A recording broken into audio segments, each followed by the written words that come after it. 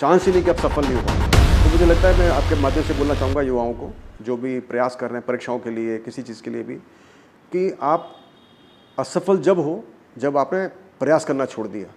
जिस दिन आपने प्रयास करना छोड़ दिया आप असफल हो गए, आप फेल हो गए। मगर आप प्रयास कर रहे हो तो सफलता के आप नज़दीक ही हो कहीं पर।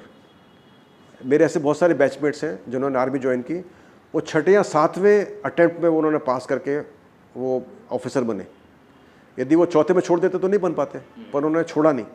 तो मेरा कहने का यही अभिप्राय है कि आप जो पीपीटी में बोल रहा हूँ, आपको दोबारा याद दिला रहा हूँ, पीपीटी जो कि आर्मी के अंदर बहुत ही मैं समझता हूँ कि हम सीखते हैं। परसिवरेंस यानी कि दृढ़ता, दूसरा पी यानी कि पैशन, पैशन है जज्बा, और तीसरा है ट्रेनिंग यानी कि एजुकेशन, स्किलिंग, तैयारी करना, मेहनत करना। ये तीनों चीज़ें बहुत ज़रूरी है। तो पैशन और परसिवरेंस तो आपके दिमाग की सोच है। यदि आप दृढ़ रहोगे, आप लगे रहोगे, आपके अंदर जज्बा होगा कि मुझे जज्बे से काम करना है, आपको जुनूनी होना पड़ेगा, पागल होना पड़ेगा कुछ भी करने के लिए, पाने के लिए। और थर्ड है ट्रेनिंग यानी कि तैयारी करना, एजुकेशन करना। आप तीनों चीज़ों पे भरोसा रखोगे तो कोई चांस ही नहीं कि आप सफल नहीं हो पाओगे। आपको कुछ ना कुछ तो ज़रूर मिलेगा। हाँ, ये हो सकता है देर सवेर मिले, ये नहीं कि हर चीज़ आपको फ़ौरन मिल जाए, देर सवेर मिले, वहाँ डेस्टिनी हो सकती है। सिर्फ डेस्टिनी को उतना मानता हूँ मैं कि आपको फ़ौरन मिल जाए, बाद में मिले बस। लेकिन डेस्टिनी का इतना ही रोल है कि टाइम कम मिले, लेकिन मिलेगा ज़रूर, इस बात की गारंटी होती है। अक्सर लोग सोचते हैं कि पूरी दुनिया के अंदर भ्रष्टाचार फैला हुआ है, सभी लोग तो भ्रष्ट हैं ऊपर से लेकर नीचे तक, तो हमें क्या दिक्कत है, हम क्यों नहीं कर सकते गलत तरीके से।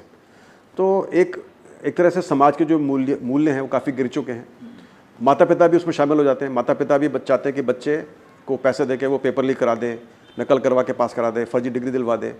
तो अभी ये ऐसा लगता है कि जैसे बहुत नॉर्मल है। ईमानदारी की शुरुआत अपने आप से करिए, बाकी ज़माना ईमानदार हो जाएगा। हाँ, तो मेरा जो कहने का अभिप्राय ये है कि आप यदि इसे फर्जी तरीक़े से पास भी हो जाओगे, आप नौकरी मिल जाएगी, अब हमेशा आपके ऊपर तलवार लटकी रहेगी कि कब आपको पकड़ लिया जाए। जैसे आपने देखा होगा आज के पेपर में बहुत सारे बच्चे हैं जो कि दिव्यांगजन की उन्होंने ले रखा है पीएस सर्टिफिकेट, और उनको बाहर निकाला जा रहा है, शायद वो जेल भी जाएंगे। और कुछ भी नहीं होगा तो आप खुद अपना चेहरा देख नहीं पाओगे शीशे के अंदर। आप अपने बच्चों को क्या बोल पाओगे कि मेरे मेहनत की कमाई है क्या। तो मेरा कहने का अभिप्राय ये है कि दुनिया कैसी भी हो, शुरुआत अपने से करो।